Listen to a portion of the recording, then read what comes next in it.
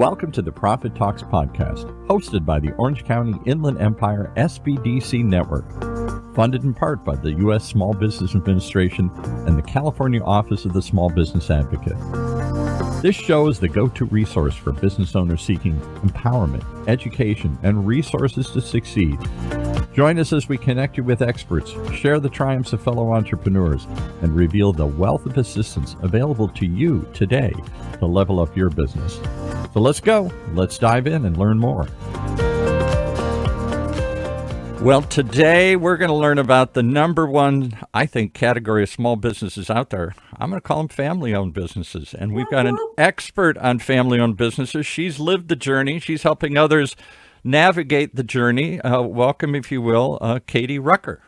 Hi there. Thanks so much for having me. Katie Rucker, you have seen this family business from several different angles. You and your twin sister have taken over your dad's business. Let's talk about that for just a moment, and then we'll talk about the business, the extra business, if that wasn't enough, the other business that you guys founded. So what was your dad's business, and why did you take it over? Yeah, no, thank you so much for having me and here to kind of share just a little bit about our story.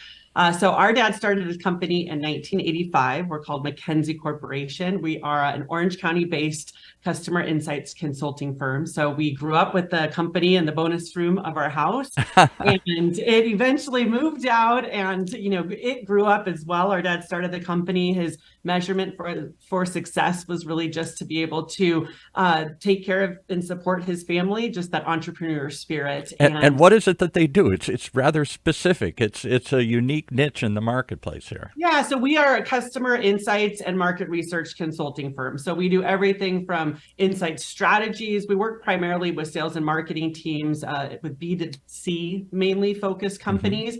Everything from the power sports world, healthcare, nonprofits, kind of just across the gamut of industries. Just mainly our criteria for customer base is brands that are passionate about creating exceptional experience for their consumers. We just love people who care about, making the world better.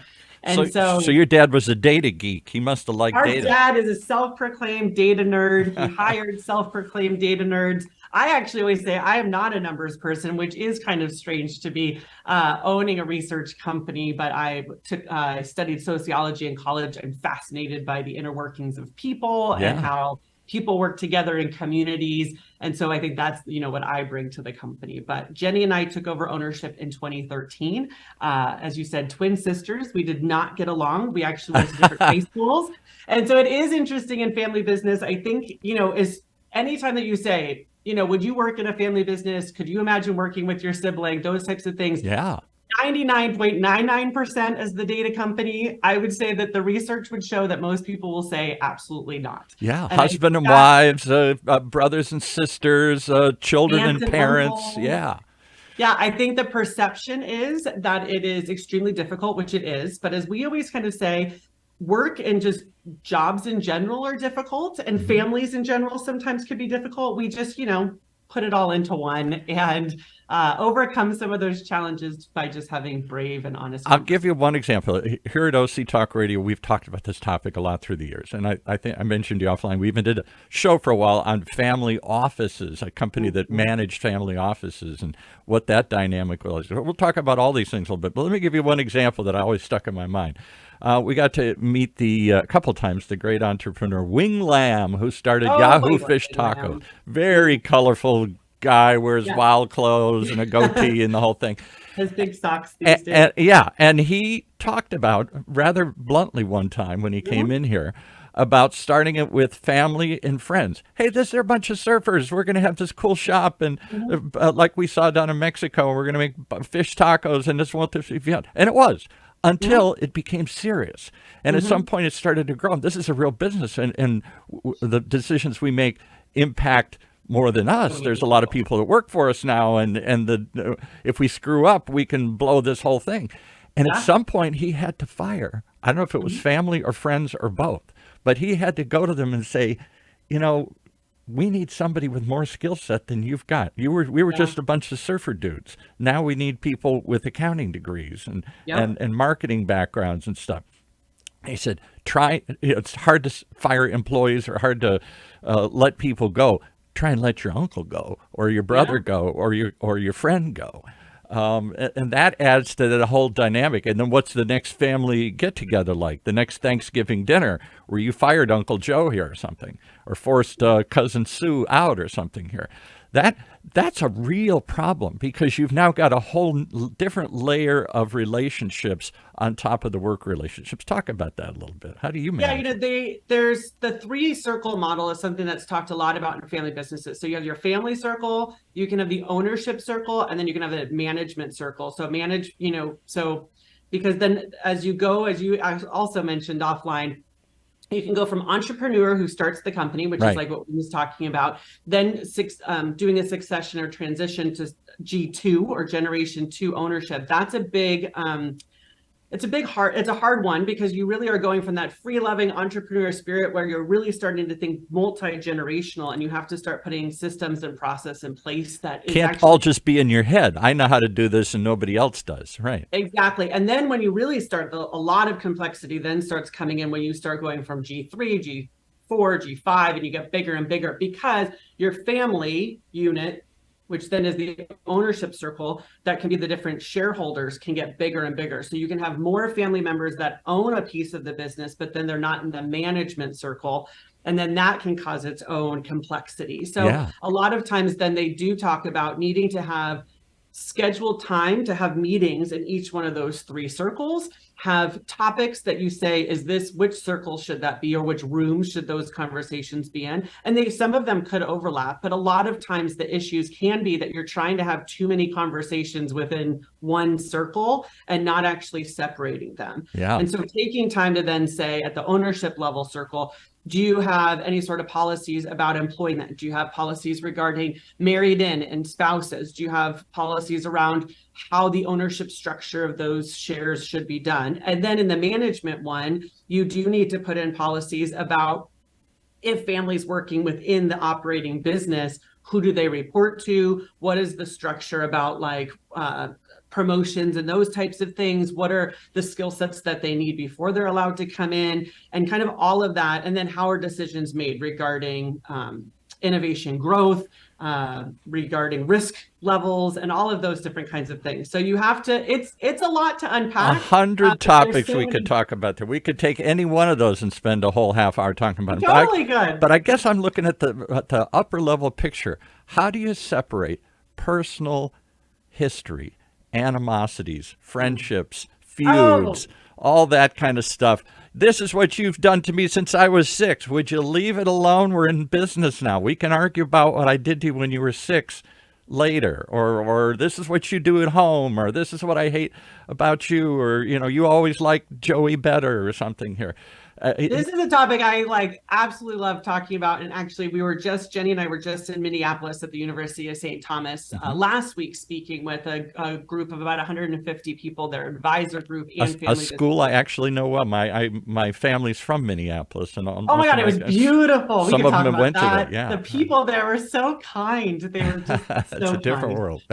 Different, very different world, but beautiful campus. But we were talking on sibling partnerships. And one of the things specifically that we did talk about that relates to your question there is I think what we need to do, what people need to do, and it's hard. I mean, all of it it's mucky and it's messy and it goes on for a while. So there's not a quick and easy answer. But I believe that bringing at least even siblings, but I also believe with other family members to the table, and it can be, you can do it facilitated. We did have a transition consultant who helped us with a lot of I the think you initial need sometimes a conversations. referee in the room here. Yeah, I yeah. think so too. For us, it was actually putting a lot of things is putting assumptions and our limiting beliefs and our that prior narrative, like you said. I think that there was a quote I read in a book that was called "I Might Be Wrong," and I'm not sure. It was a forest monk who lived in the Tibetan forest for like 30 years in his stories, but he talked a lot about that we carry all of this baggage, right, Right. of the past with us, but we do actually have the agency to pause for a moment and put our baggage down, take a big deep breath, and decide what baggage makes sense to carry forward. Yeah. And I Right. think that being able to put some of those things on the table and then realize that we actually have this privilege and this honor to get to know our family members. And I speak specifically around on the sibling side of things. I now have chosen my twin sister to be my best friend and business partner. Yeah. And it is a blessing to be able to be in business with her. I'm inspired by her. I think her strengths make me a better person. We offset each other. And we realized that instead of being in competition for the top spot, which is what a lot of that is, but that's coming Especially from twins, you're always I know. compared. You're, oh, who And I came think a lot of first? that's Yeah. coming from ego and competition of sibling rivalries. But actually, if you stop and talk about what each of you actually want to achieve, like what your vision for your own personal legacy is, you may not actually be competing for the same thing if you're honest about it. And so there's the opportunity to support each other on the collective kind of journey in the family business path that you may not actually be trying to compete for the first, like to the top spot if you let all of that go. Let's flip it around. Is there a positive side? You know these people in and out. You understand how they think. You understand their motivations. You may not understand your managers or your president or your division chiefs or other people like that that you've brought in from the outside. And at the end of the day, and it doesn't matter how much do we feud, I don't have any brothers and sisters, but I've seen it can work both ways, where that feud just can never get over, or they can put it aside because at the end, I still love you. You're still my brother. You're still my sister. You're still my uncle or whatever here. Yeah, and I think that you can, if you've created that then like regrounding of like safe conversations, we can start to call each other out in a certain way that you probably, like you said, can't call out your manager and different kinds of things. Yeah. And realizing that sometimes if, let's say they're coming in, you know, if my sister's coming in hot on something, it actually may have nothing to do with me. Maybe it's that she doesn't actually know the answer and doesn't know how to like say that, or she's all these different kinds of things. So we can say, hey, let's do a little time out here.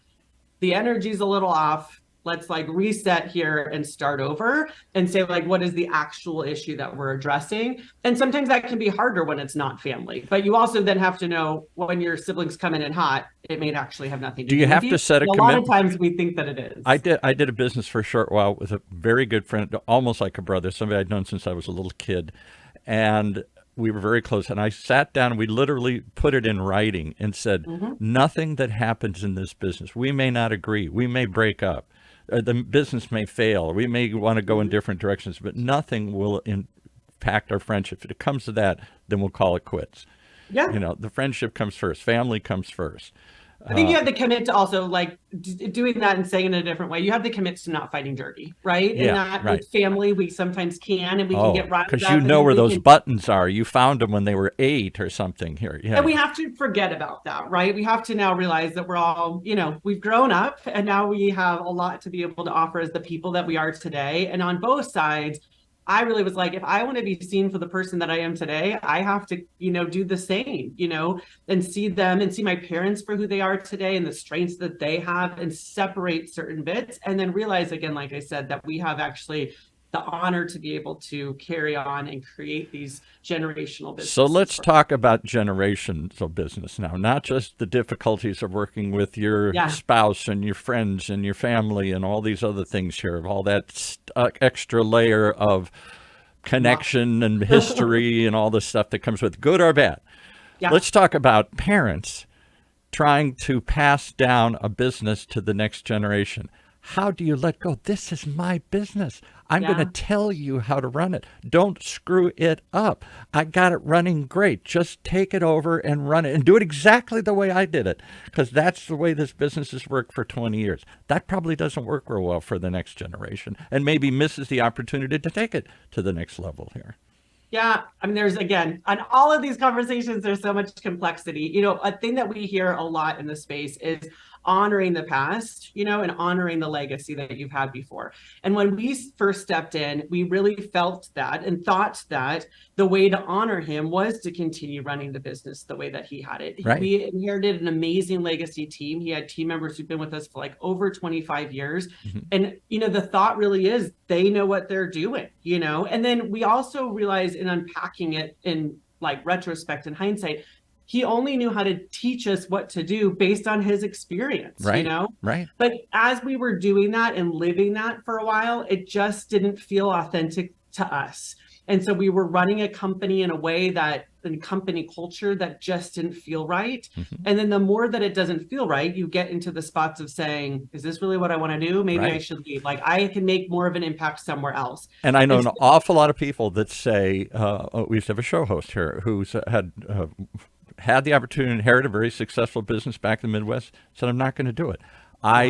It isn't my vision. It isn't my passion. It's theirs. And if I do it, I'm going to want to do it differently. And maybe that's right. Maybe that's wrong. But I don't know that they're going to give me the opportunity to do that.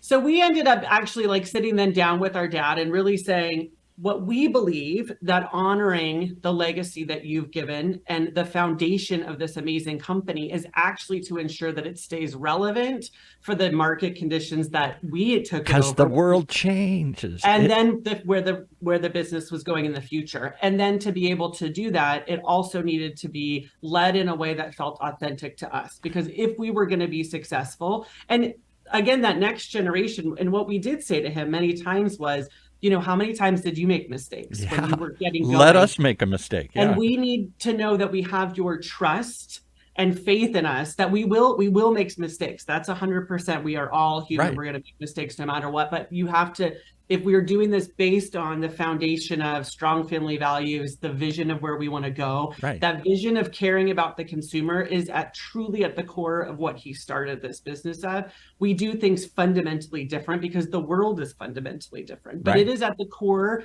very similar. It's just, it's similar and different all at the same time. So we then had to finally say, what feels authentic to us? And if we're going to run this company, we need to bring our voice to the table and ensure that we are achieving not only helping to continue the foundation of what he did, but we need to make sure that we're able to visualize kind of the legacy that we want to now leave.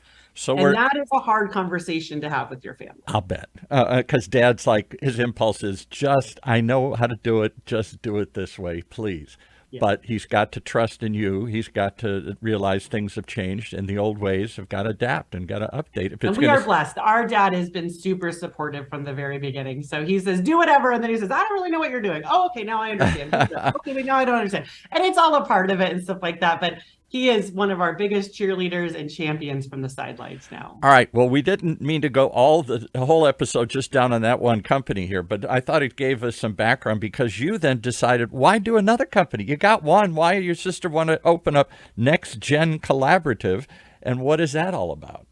Yeah. So again, and actually, I do feel like, so thank you for the way that conversation was going, because it really is actually going deep on family businesses. So for us, we actually joined at Cal State Fullerton. They have the Center for Family Business. I know it very well. Yes, they've come in here. And that's what, then we were actually at the Family Business Center at the University of St. Thomas. And so we've been spending time, but that Family Business Center at Cal State Fullerton made a huge impact for us. That is where we then met our transition consultant, who was through the Family Business Consulting Group out of Chicago, but she was living here. And that group and that community that we found, it made us feel like we weren't alone. So even like the story you were sharing about Wing Lamb, he's then been able to connect in with other, I don't know if he's a member, but he's very prominent in that group. Very prominent in that community, yes. As well. And being able to meet other business owners who are dealing with some of these types of challenges. You can go to, there's a networking meeting that we could go to morning, lunch, and dinner every single day.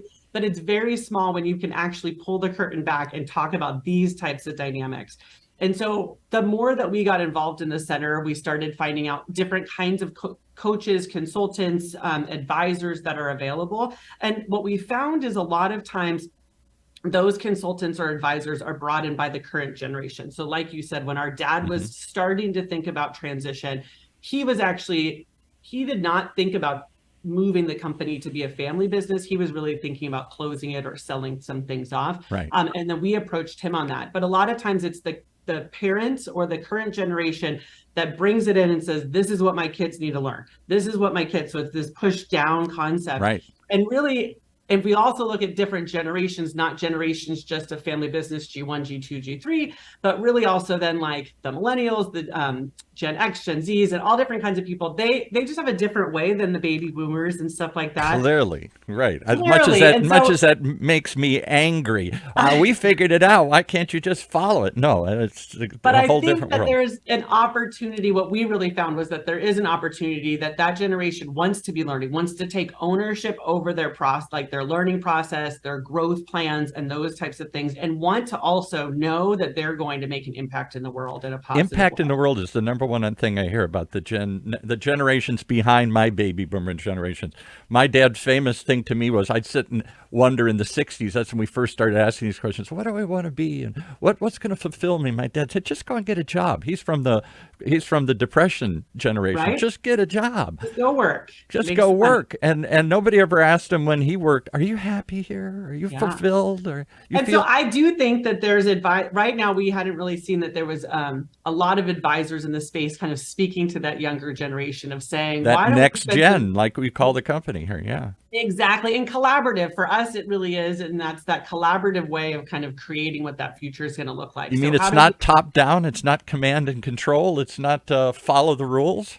we're trying to change the narrative. And so for us, it is changing the narrative. And again, it's not to shift the power, as we were saying, but in a way kind of equalize it. How do we Yeah. actually get next gens coming to the table and saying, hey, I did my own self audit and here's some of the areas that I think that I need to grow in. What are your thoughts? And then it's creating more of a two-way dialogue versus, again, that command and control and top down. And I think that really then also being able to have a view and a vision for the future, like the legacy that each of us individually want to make, to bring that to the conversation as well, to be able to say, I honor the legacy that you have and the Right. direction that you want to go, but this is also what's important to me. So how do we make it a win-win where we can continue what you have, but how do we create space that allows me to also, live it up to what I want to be able to believe, the impact in the world. So let me ask you the last question here. Why did you come to the SBDC? What was there at the SBDC that wasn't in Cal State? They got a wonderful program to work with family businesses and the dynamics. What was it that you needed? How did we fit into the equation? Yeah, I actually learned about the SBDC through one of the Center for Family Business webinars one time. And while I have owned a company now for quite a number of years, I've never actually started a business. So when Jenny and I first started toying around with this idea, that I'm doing my Google searches, try to figure out what are the things to get started. And then I'm all about efficiency, consistency, kind of like top strength finders. So I did the operational administrative side of Mackenzie Corp. So I'm always like, how do we get from A to B as fast as possible? I'm going to make some mistakes again, but if I can learn from people along the way. And the SBDC, when we reached out to them, we got connected with an amazing consultant who just had such a creative marketing mind as well. Let's do a shout out to that consultant here. Yes, Kathleen Swift. She was amazing. Okay. So awesome. Actually, I loved her energy. And she would, poke at us and challenge us. And so she really helped us with just the initial basics. This is how you get your business license. And at the beginning, I felt like I should know these things, but I've never started a company. So just because you own one and you inherit it, it all was already doesn't set mean up. you have to know how to put a plan in place and go out and figure out, do I do it virtual? Do I do it in office? Do I hire people? Do I need money? And price modeling and marketing strategies. And even then, again, I had tools, but we wanted to look at this through a completely different lens. And the resources they were so amazing. And it was just being able to have the support and bounce ideas off of. We would get business opportunities and I'd shoot Kathleen a note and say, I'd love to just kind of kick around a couple different price models. She gave us some ideas that I had never even thought of. And so it's a great resource that, again, even though I've been a business owner, I've just never started one. And to know that there's resources like this for our community. Free resources. That's what always amazes me about this whole thing. No charge. Oh it's my goodness. mind-blowing. What's the catch? Yeah, no catch. Like 3 different people and said, why are you doing it on your own? You need to call them. They're so amazing. Yeah. Well, because the SBA and every politician in America wants to foment small businesses. So the SBA is out there with this money and this expertise. They fund groups like the SBDC and find all these active consultants. These aren't people that did it 20 years ago. These are people that are doing it today. And they offer part-time some services. And they get compensated by the SBA and stuff. It's not just a free, nice thing. And so you get some really active high level Yeah, consultants, very wicked smart. I mean, specialized. I think Stephanie was just absolutely amazing. And I think just her expertise and her energy. I will say too, that when we first did our first interview, I said, listen, I need somebody, one, who can stay kind of be at the same energy level that we have, but also a sharp shooter and who's going to challenge us. Like, we kind of also were able to say, this is the type of personality that we're going to work best with. I think Right.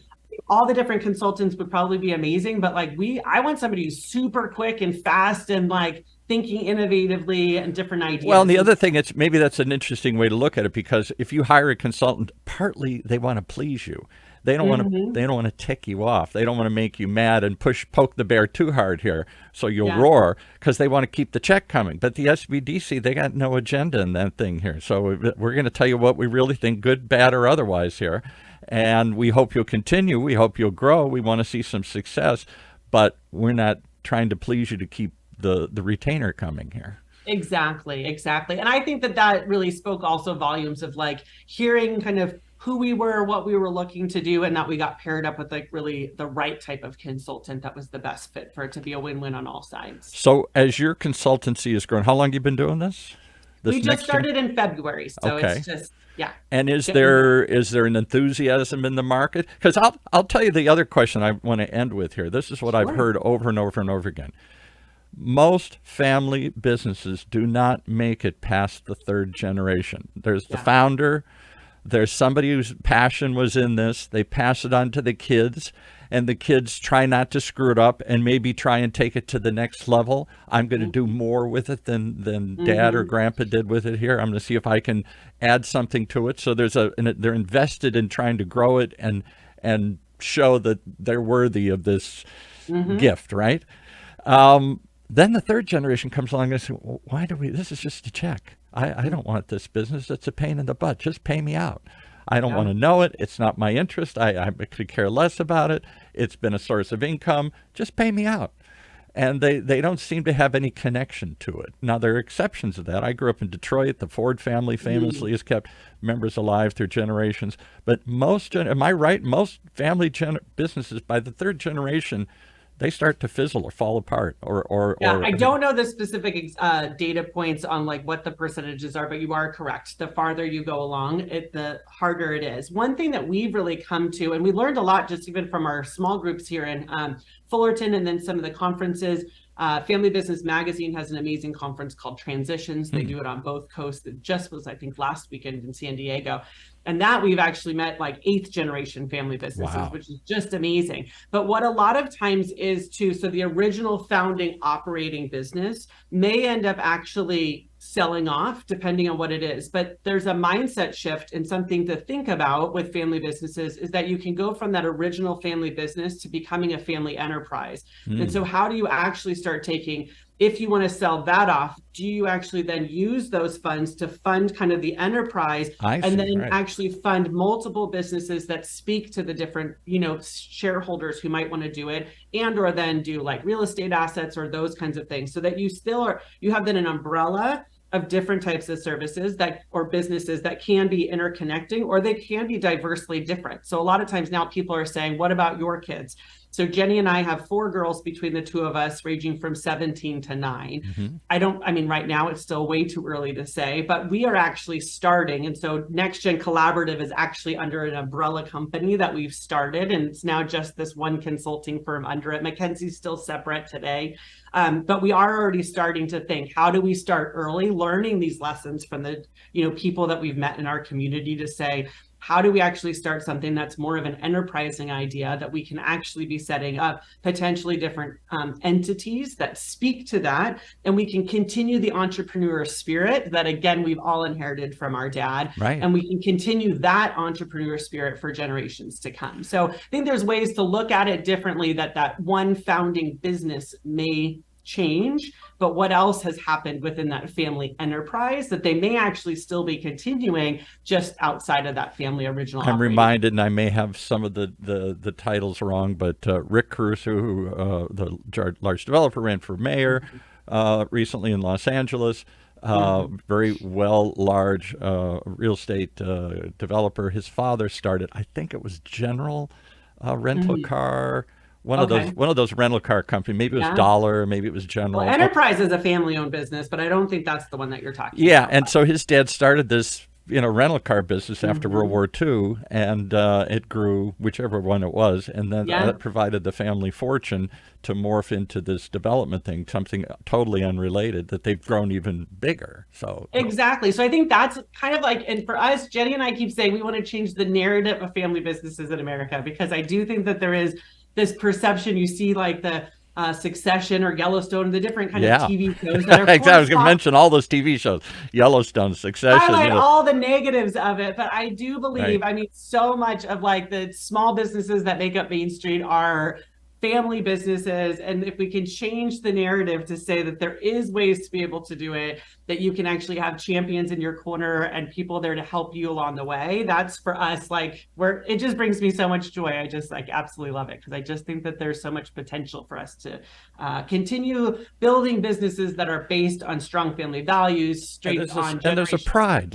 We had I forgot their names now. The two gentlemen, they're older gentlemen that run Farmers and Merchant Bank, and I think they're the Okay. third generation. Their Mm-hmm. grandfather started, and there is already a fourth. I'm not sure if there's a fifth yet, but there's a fourth and potentially fifth generation. For them, it's not just a legacy. There's a pride.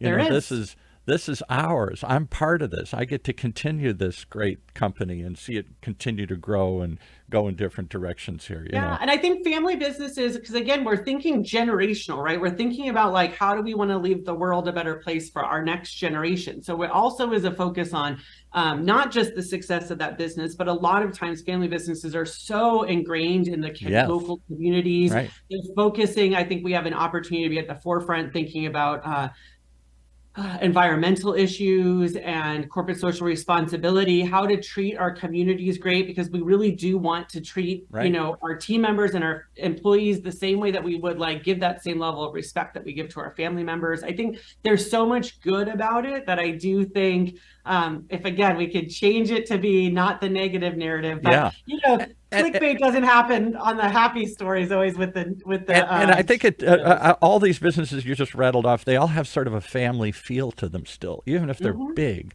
because they run by a family. So they tend to think of everybody in there. Even if you're not related, you're part of our family, and they see themselves as part of their community. It's when the business gets sold off and bought by some Yeah. conglomerates and some other country rather, it loses the It roots. loses that touch. And I think that actually, if we can focus on these family businesses and these small businesses, that again, small businesses are generally going to be an entrepreneur family who just started. So it could be the Right. local bakery or the local restaurant that is actually an entrepreneur who started it. And then there is the potential of it becoming a generational family business. And if we can actually keep focusing on the good that's happening within these smaller businesses, and that's where, again, for us too, we love the small to mid-sized family businesses, because we think that there's so much potential there, that our communities can continue to actually be run by our friends, our neighbors, our community members, and that is there a way to be able to strengthen that community feel back again, where some parts of our country we're losing some of that. Yeah, And so right. is there a way to actually bring back that and be able to have that connectivity? I think that Well, is. maybe that's why the SBDC is a good fit, because the guy that runs our region, all the Mhm. centers in our region in the Orange County Inland Empire SBDC, Mike Daniel, is himself a second generation owner of a small business. I think they like Rocky Mountain candy stores or something like that. Oh, I didn't know that. I love the Rocky Mountain There you go. And he's got several of them. His dad started it and he's running it. And now his son's stepping into the business. So he's actively in that whole transition. He believes in that model. He lives it. That's his, outside of running our organization, that's his Yeah. day job. That's his other job here.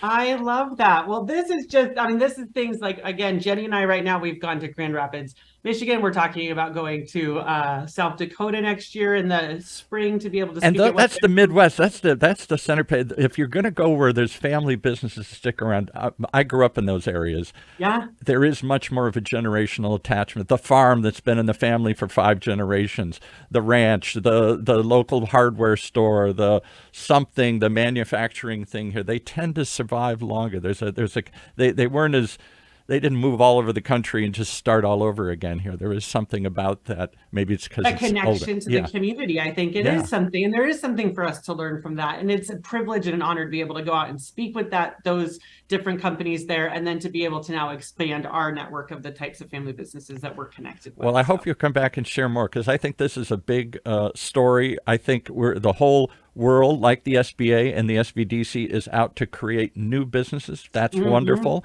But what happens to those new businesses after the entrepreneur leaves the scene, retires, dies, whatever? It's huge. Do they just sell them all off and now we're just conglomerating these things together, or can they stay in the family and continue to be connected to the community? I think that's your challenge. The Next Gen Collaborative. How do they find you if they want to learn more about either the consulting firm or this new business that you've taken on to help others like you, then the next generation take on these roles? How do we find those websites? Sure. So nextgencollaborative.com would be to find out more of that. And then I'm really active on LinkedIn. So you can look me up, Katie Rucker, Rucker, on LinkedIn. And then that'll have a link over to both. And if they want to hire you to do some insights, what's the other company's name? MackenzieCorp.com. That's MACKENZIE Corp. So I'm actually fourth generation Catherine Mackenzie. So Mackenzie is on the female side. So we are Scottish. I walked down the aisle with my dad in full kilt. Oh my goodness. Oh, I love you already. That's here. actually where the family name and the family business comes from. So Mackenzie. I'm very Irish, so I'm very into all that stuff. From the Scots, yes. So MackenzieCorp.com. Thank you so much. All right. Thank you, Katie Rucker. What a fascinating story here. I think there's more to be told. Thanks for joining us here today on this episode of The Profit Talks, brought to you.